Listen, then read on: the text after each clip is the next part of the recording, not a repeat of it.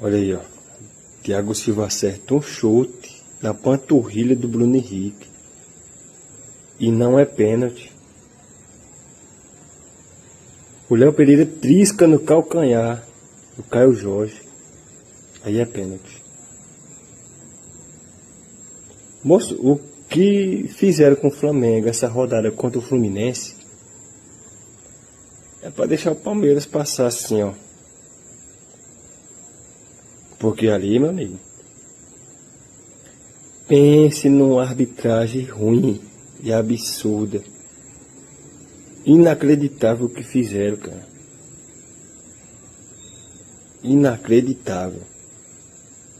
Eu fico me perguntando, o VAR veio para melhorar ou o VAR veio para piorar? E ainda para piorar tem uns árbitros ruins.